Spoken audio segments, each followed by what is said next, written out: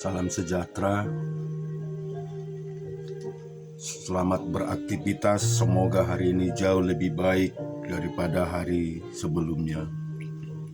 Saudara-saudara, keinginan hati dan doaku kepada Tuhan ialah supaya mereka diselamatkan, sebab aku dapat memberi kesaksian tentang mereka bahwa mereka sungguh-sungguh giat untuk Allah, tetapi tanpa pengertian yang benar.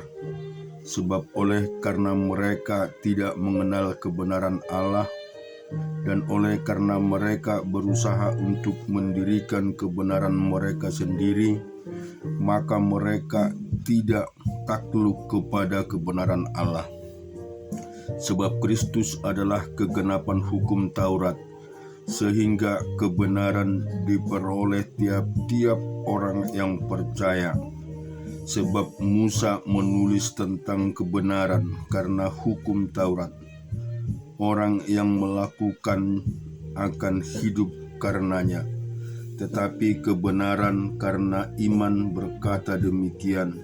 Jangan katakan di dalam hatimu, siapakah akan naik ke surga, yaitu untuk membawa Yesus turun, atau siapakah akan turun ke jurang maut, yaitu untuk membawa Kristus naik dari antara orang mati. Tetapi apakah katanya? Ini firman itu dekat kepadamu, yakni di dalam mulutmu dan di dalam hatimu. Itulah firman iman yang kami beritakan. Sebab jika kamu mengaku dengan mulutmu bahwa Yesus adalah Tuhan, dan percaya dalam hatimu bahwa Allah telah membangkitkan Dia dari antara orang mati, maka kamu akan diselamatkan. Karena dengan hati orang percaya dan dibenarkan, dan dengan mulut orang mengaku dan diselamatkan. Karena kitab suci berkata, barang siapa yang percaya kepada Dia tidak akan dipermalukan, sebab tidak ada perbedaan antara orang Yahudi dan orang Yunani, karena Allah yang satu itu adalah Tuhan dari semua orang, kaya bagi semua orang yang berseru kepadanya. Sebab barang siapa yang berseru kepada nama Tuhan akan diselamatkan. Tetapi bagaimana mereka dapat berseru kepadanya jika mereka tidak percaya kepada Dia? Bagaimana mereka dapat percaya kepada Dia jika mereka tidak mendengar tentang Dia? Bagaimana mereka mendengar tentang Dia jika tidak ada yang memberitahukannya? Dan bagaimana mereka dapat memberitakannya jika mereka tidak diutus? Seperti ada tertulis, betapa indah kedatangan mereka yang membawa kabar baik. Tetapi tidak semua orang telah menerima kabar baik itu.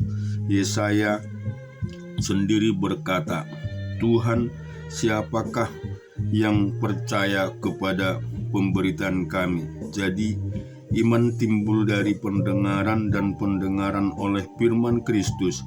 Tetapi aku bertanya, adakah mereka tidak mendengarnya? Memang mereka telah mendengarnya.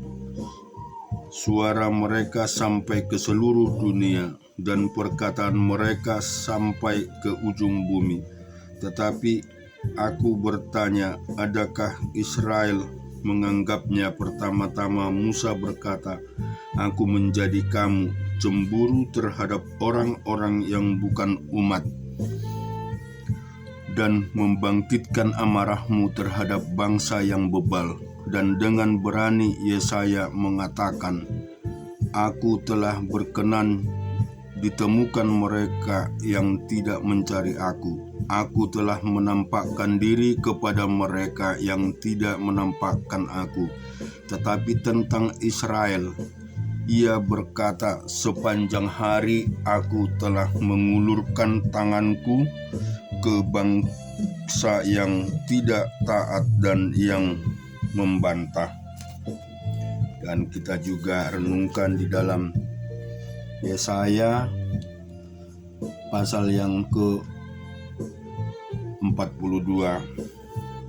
Lihat, itu hambaku yang kupegang, orang pilihanku yang kepadanya aku berkenan. Aku telah menaruh rohku ke atasnya, supaya ia menyatakan hukum kepada bangsa-bangsa.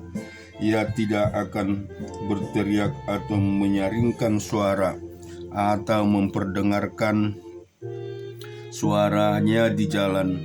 Buluh yang patah terkulai tidak akan kuputuskan, dan sumbu yang pudar nyalanya tidak akan dipadamkannya. Tetapi dengan setia ia akan menyatakan hukum. Ia sendiri tidak akan menjadi pudar dan tidak akan patah terkulai, sampai ia menegakkan hukum di bumi. Segala pulau mengharapkan pengajarannya. Beginilah firman Allah Tuhan yang menciptakan langit dan membentangkannya, yang menghamparkan bumi dengan segala yang tumbuh di antaranya, yang memberikan napas kepada umat manusia, yang menduduki dan nyawanya kepada mereka yang hidup di atasnya. Aku ini Tuhan telah memanggil engkau untuk maksud penyelamatan, telah memegang tanganmu. Aku telah membentuk engkau dan memberi engkau menjadi perjanjian bagi umat manusia, menjadi terang untuk bangsa-bangsa, untuk membuka mata yang buta, untuk mengeluarkan orang hukuman dari tempat tahan, dan mengeluarkan orang-orang yang duduk dalam gelap dari rumah penjara.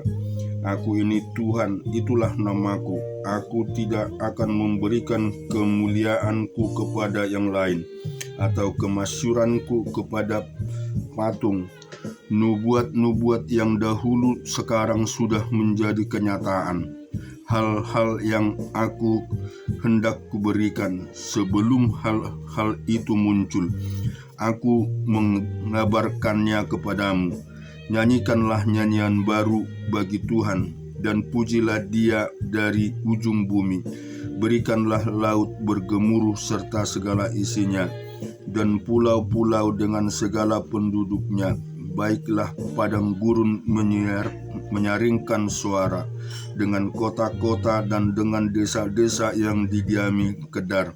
Baiklah bersorak-sorai penduduk bukit batu, baiklah mereka berseru-seru dan puncak gunung-gunung. Baiklah mereka memberi penghormatan kepada Tuhan dan memberitakan pujian yang kepadanya di pulau-pulau. Tuhan keluar berperang seperti pahlawan, seperti orang perang. Ia membangkitkan semangatnya untuk bertempur. Ia bertepik korak, ia memengkik terhadap musuh-musuhnya. Ia membuktikan kepahlawanannya. Aku membisu dari segala dahulu kala. Aku berdiam diri. Aku menahan hatiku. Sekarang aku mau mengerang seperti perempuan yang melahirkan. Aku memegang megah dan menggap-megap. Aku mau membuat tandus gunung-gunung dan bukit-bukit, dan mau membuat layu segala tumbuh-tumbuhannya. Aku mau membuat sungai-sungai menjadi tanah kering, dan mau membuat kering telaga-telaga. Aku mau memimpin orang-orang buta di jalan yang tidak mereka kenal, dan mau membawa mereka ke jalan di jalan-jalan yang tidak mereka kenal. Aku mau membuat kegelapan yang di depan mereka menjadi terang, dan tanah yang berkeluk-keluk menjadi tanah yang rata. Itulah hal-hal yang hendak kulakukan kepada mereka, yang pasti akan kulaksanakan. Orang-orang yang percaya kepada patung pahatan akan berpaling ke belakang dan mendapat malu, yaitu orang-orang yang berkata kepada patung tuangan, "Kamulah Allah kami." Mendengarkan, hai orang-orang tuli, pandanglah dan lihatlah, hai orang-orang buta. Siapakah yang buta selain dari hambaku? dan yang tuli seperti utusan yang kusuruh. Siapakah yang buta seperti suruhanku, dan yang tuli seperti hamba Tuhan? Engkau melihat banyak tetapi tidak memperhatikan. Engkau memasang telinga tetapi tidak mendengar. Tuhan telah berkenan demi penyelamatannya, untuk memberi pengajarannya yang besar dan mulia. Namun mereka satu bangsa yang dijarah dan dirampok. Mereka semua terjebak dalam gerongan-gerongan dan disembunyikan dalam rumah-rumah penjara. Mereka telah menjadi jarahan dan tidak ada yang melepaskan menjadi rampasan, dan tidak ada yang berkata, kembalilah. Siapakah di antara kamu yang mau memasang telinga kepada hal ini, yang mau memperhatikan dan mendengarkannya untuk masa yang kemudian? Siapakah yang menyerahkan Yakub untuk dirampas dan Israel kepada penjara? Bukankah itu Tuhan? Sebab kepadanya kita telah berdosa, dan orang tidak mau mengikuti jalan yang telah ditunjuknya, dan kepada pengajar yang orang tidak mau mendengar. Maka ia telah menumpahkan kepadanya kepanasan amarahnya dan peperangan yang hebat yang menghanguskan di dari sekeliling. Tetapi ia tidak mengisapkannya, dan yang membakar dia tetapi tidak memperhatikan. Kita baca di dalam Yeremia pasal yang 22. Beginilah firman Tuhan, pergilah ke istana Raja Yehuda dan sampaikanlah di sana firman ini. Katakanlah, dengarkanlah firman Tuhan, hai Raja Yehuda yang duduk di atas tahta Daud. Engkau pegawai-pegawai dan rakyatmu yang masuk melalui pintu-pintu gerbang ini. Beginilah firman Tuhan, lakukanlah keadilan dan kebenaran, lepaskanlah dari tangan pemerasannya orang yang dirampas haknya. Janganlah engkau menindas dan janganlah engkau memperlakukan orang asing, yatim dan janda dengan keras, dan jangan engkau menumpahkan darah orang yang tidak bersalah di tempat ini. Sebab jika kamu sungguh-sungguh melakukan semuanya itu, maka melalui pintu-pintu gerbang istana ini akan berarak masak raja-raja yang akan duduk di atas tahta Daud dengan mengendarai kereta dan kuda. Mereka itu pegawai-pegawainya dan rakyat. Tetapi jika kamu tidak mendengar perkataan-perkataan ini, maka aku sudah bersumpah demi diriku, demikian firman Tuhan, bahwa istana ini akan menjadi reruntuhan. Sebab beginilah firman Tuhan mengenai keluarga Raja Yehuda, engkau seperti Gilead bagiku, seperti puncak gunung Libanon. Namun pastilah aku akan membuat engkau menjadi padang gurun, menjadi kota yang tidak didiami orang. Aku akan menetapkan pemusnah-pemusnah terhadap engkau, masing-masing dengan senjata. Mereka akan menebang pohon aras pilihanmu dan mencampakkannya ke dalam api. Dan apabila banyak bangsa melewati kota ini, maka mereka akan berkata seorang kepada yang lain, mengapakah Tuhan melakukan seperti itu kepada kota yang besar ini? Orang akan menjawab, oleh karena mereka telah melupakan perjanjian Tuhan Allah mereka dan telah sujud menyembah kepada Allah lain dan beribadah kepadanya. Jangan kamu menangisi orang mati dan jangan turut berduka cita karena dia. Lebih baik kamu mengasihi dia yang sudah pergi, sebab ia tidak akan kembali lagi. Ia tidak lagi akan melihat tanah kelahirannya. Sebab beginilah firman Tuhan mengenai Salum dan Yosia, Raja Yehuda yang telah menjadi raja menggantikan Yosia ayahnya dan yang telah meninggalkan tempat ini.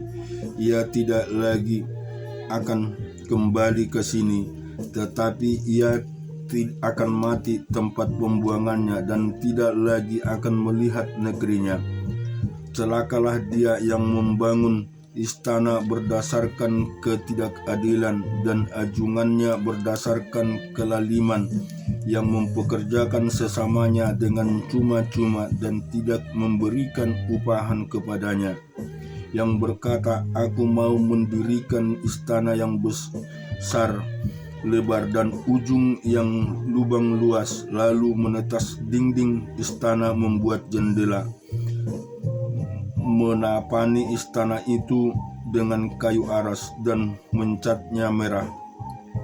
Sangkamu rajakah engkau jika engkau bertanding dalam hal pemakaian kayu aras? Tidakkah ayahmu makan minum juga dan beroleh kenikmatan? Tetapi ia melakukan keadilan dan kebenaran, serta mengadili perkara orang sengsara, orang miskin dengan adil. Bukankah itu namanya mengenal aku? Demikian firman Tuhan. Tetapi matamu dan hatimu hanya tertuju kepada pengajaran untung, kepada penumpahan darah orang yang tak bersalah, kepada pemerasan dan kepada penganiayaan. Sebab itu beginilah firman Tuhan mengenai Yoyakim dan Yosia raja Yehuda. Orang tidak akan meratapi dia, aduhai abangku, aduhai kakakku. Orang tidak akan mengasihi dia, aduhai tuan, aduhai seri padaku. Ia akan dikubur secara penguburan keledai, diseret dan dilemparkan keluar pintu-pintu gerbang Yerusalem. Naiklah ke gunung Libanon dan berteriaklah, perdengarkanlah suaramu di pegunungan Basan, berteriaklah dari pegunungan Abarim, sebab semua kekasihmu sudah hancur. Aku telah berbicara kepadamu selagi engkau sentosa, tetapi engkau berkata, aku tidak mau mendengarkan. Itulah tingkah lakumu dari sejak masa mudamu, sebab engkau tidak mau mendengarkan suaraku. Semua orang yang mengembalakan kamu akan dihalau angin ribut, dan para kekasihmu akan diangkut tertawan. Pada waktu itu engkau akan menjadi malu dan bernoda dari serba segala kejahatanmu. Hai engkau yang diam di gunung Libanon dan yang bersarang di pohon-pohon aras, betapa engkau akan mengeluh ketika kesakitan menimpa engkau, kesakitan seperti yang ditanggung perempuan yang melahirkan. Demikian aku yang hidup, demikianlah firman Tuhan. Bahkan sekalipun Koya bin Yoyakim raja Yehuda adalah sebagai cincin meterai pada tangan kananku, namun aku akan mencabut engkau. Aku akan menyerahkan engkau ke dalam tangan orang-orang yang berusaha mencabut nyawamu, ke dalam tangan orang-orang yang engkau takuti, ke dalam tangan Nebukadnezar raja Babel, dan ke dalam tangan orang-orang Kasdim. Aku akan melemparkan engkau serta ibumu yang melahirkan engkau ke negeri lain, yang bukan tempat kelahiranmu. Di sanalah kamu akan mati. Tetapi ke negeri yang mereka rindukan untuk kembali ke situ, mereka tidak akan kembali. Adakah Koya ini suara benda yang hina, yang akan dipecahkan orang, atau satu periuk yang tidak disukai orang? Mengapakah ia dicampakkan dan dilemparkan ke negeri yang tidak dikenalnya? Hai negeri-negeri, dengarlah firman Tuhan. Beginilah firman Tuhan. Catatlah orang ini sebagai orang yang tak punya anak, sebagai laki-laki yang tidak pernah berhasil dan hidupnya, sebab seorang pun dari keturunannya tidak akan berhasil duduk di atas tahta Daud dan memerintah kembali di Yehuda. Dan kita baca firman Tuhan di 1 Yeremia 19. Saul mengatakan kepada Yonatan anaknya dan kepada semua pegawainya bahwa Daud harus dibunuh, tetapi Yonatan anak Saul sangat suka kepada Daud, sehingga Yonatan memberitahukan kepada Daud, "Ayahku Saul berikhtiar untuk membunuh engkau. Oleh sebab itu hati-hati, besok pagi duduklah di suatu tempat perlindungan dan bersembunyilah di sana. Aku akan keluar dan berdiri di sisi ayahku di padang tempatmu itu. Maka aku akan berbicara dengan ayahku perihalmu. Aku akan melihat bagaimana keadaannya, lalu memberitahukan kepadamu." Lalu Yonatan mengatakan yang baik terhadap Daud kepada Saul, ayahnya. Katanya, "Jangan raja berbuat dosa terhadap Daud, hambanya, sebab ia tidak berbuat dosa terhadapmu. Bukankah apa yang diperbuatnya sangat baik bagimu? Ia telah mempertaruhkan nyawanya dan telah mengalahkan orang Filistin itu, dan Tuhan telah memberikan kemenangan yang besar kepada seluruh Israel. Engkau sudah melihat dan bersukacita karenanya. Maka mengapa engkau hendak berbuat dosa terhadap darah orang yang tidak bersalah dengan membunuh Daud tanpa alasan?"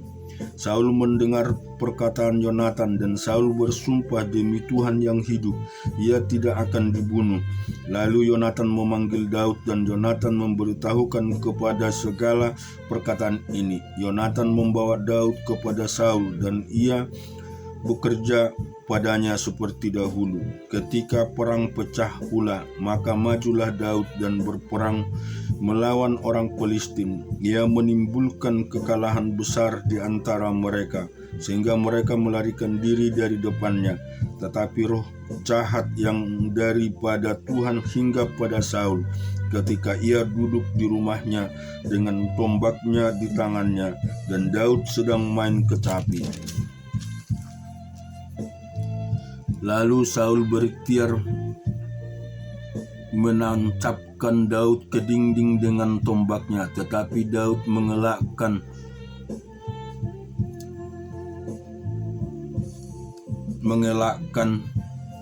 tikaman Saul, sehingga Saul mengenai dinding dengan tombak itu. Sesudah itu Daud melarikan diri dan luputlah ia pada malam itu. Kemudian Saul mengirim orang-orang suruhan ke rumah Daud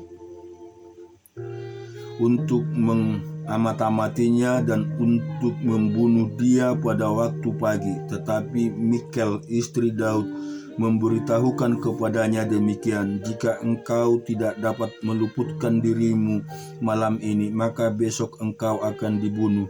Lalu Michal menurunkan Daud dari jendela. Ia pergi melarikan diri dan luputlah ia.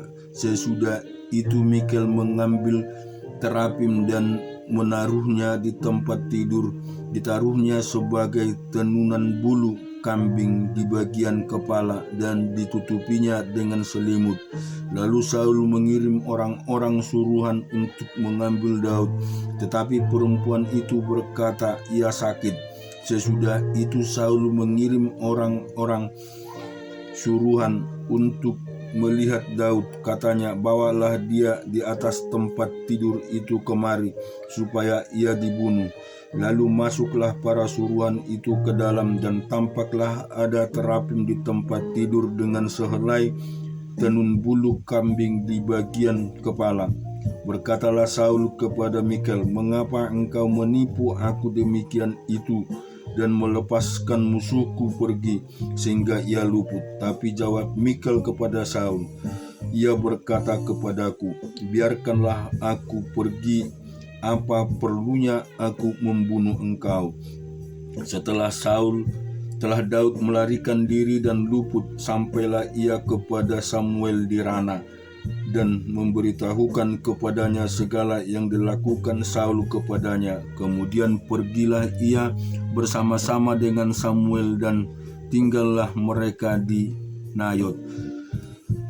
Ketika diberitahukan kepada Saul demikian, ketahuilah Daud ada di Nayot dekat Rama. Maka Saul mengirim orang-orang suruhan untuk mengambil Daud. Tetapi orang-orang ini melihat sekumpulan nabi kepenuhan dengan dikepalai oleh Samuel, dan roh Allah hinggap pada orang-orang suruhan Saul, sehingga mereka pun kepenuhan seperti nabi. Lalu hal itu diberitahukan kepada Saul. Ia mengirim orang-orang suruhan yang lain, tetapi orang-orang itu pun juga kepenuhan seperti nabi. Saul mengirim sekali lagi orang-orang suruhan rombongan yang ketiga, dan orang-orang itu pun juga kepenuhan. Lalu ia sendiri pergi ke Rama. Sesampainya di dekat perigi besar yang di Seku, bertanyalah ia, katanya, di mana Samuel dan Daud? Jawab orang, ada di Nayot dekat Rama. Lalu pergilah ia ke sana, ke Nayot dekat Rama, dan pada dia pun hinggaplah roh Allah, dan selama ia melanjutkan perjalanannya, ia dipenuhi kepenuhan seperti nabi hingga ia sampai ke Nayot dekat Rama. Ia pun menanggalkan pakaiannya, dan ia pun juga kepenuhan di depan Samuel. Ia rebah terhadap dekat Samuel. Ia rebah terhatar dengan telanjang sehari-harian dan semalam-malaman itu. Itulah sebabnya orang berkata, apakah juga Saul termasuk golongan nabi? Terima kasih, Tuhan memberkati kita semua.